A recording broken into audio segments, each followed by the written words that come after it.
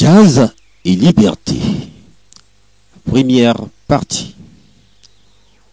On nous apprend que puisqu'un genre musical, le jazz en tant que musique militante aurait beaucoup contribué à la libération du peuple noir et esclavagiste, voire à l'abolition de l'esclavage sur les territoires où il était cruellement appliqué. Le jazz prendrait donc source depuis la Nouvelle-Orléans aux États-Unis d'Amérique.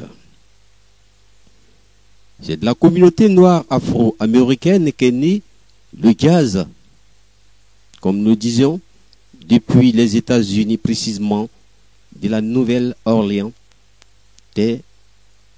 dans les années vers la fin du 19e, début 20e siècle.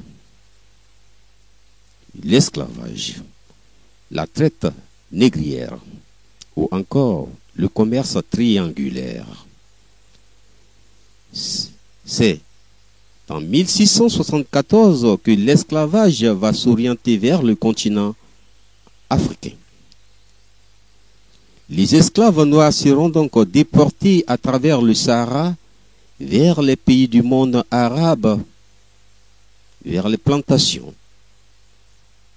des Espagnols et Brésiliens, les plantations de canne à sucre bien sûr. Et ces Espagnols et Brésiliens viendront acheter les esclaves noirs comme du bétail. Au XVe, XVIIIe siècle, dans les Antilles, les Britanniques et Français, dans le cadre de leurs activités dans l'indigo et les plantations de café, vont développer davantage les trafics transatlantiques.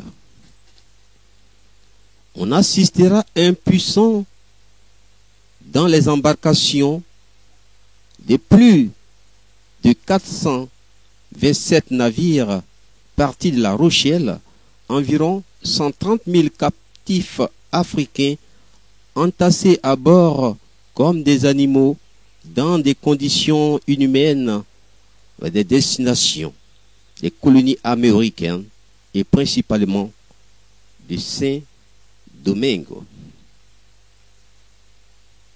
Du jazz. Début 19e, 20e siècle, les Européens qui ont débarqué sur le continent africain afin de capturer les esclaves noirs comme main-d'œuvre dans les plantations de canne à sucre aux États-Unis d'Amérique. Cette aventure esclavagiste va durer des années, des décennies, voire des siècles. Et cette douloureuse servitude a dû révolter les esclaves noirs arrachés à leur terre ancestrale dans l'Afrique. Désabusés, fatigués, nos ancêtres déportés comme des animaux vont, pour survivre dans des meilleures conditions, trouver pour seul moyen, pour se consoler, se réconforter, lors des travaux champêtres, les chants. Et ces chants, on les surnommait des négros spirituels. Quelques années plus tard, vu la qualité et la beauté des chants des esclaves, les maîtres blancs vont leur apprendre les chants religieux. Comme nous le disions, on parle de négros spirituels inspirés de la Bible et des Testaments. Au fur et à mesure que les esclaves noirs vont donner plus d'éclat aux chants religieux, le négro spirituel sera baptisé gospel, dont les chants ne seront plus obligés d'être inspirés de la Bible.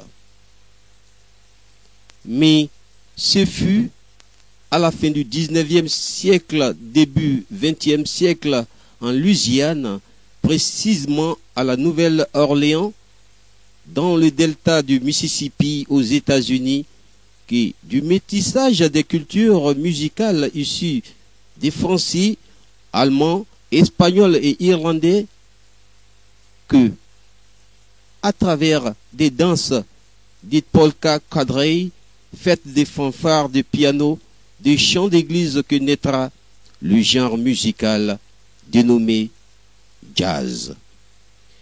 C'était là la première partie de notre émission Jazz et Liberté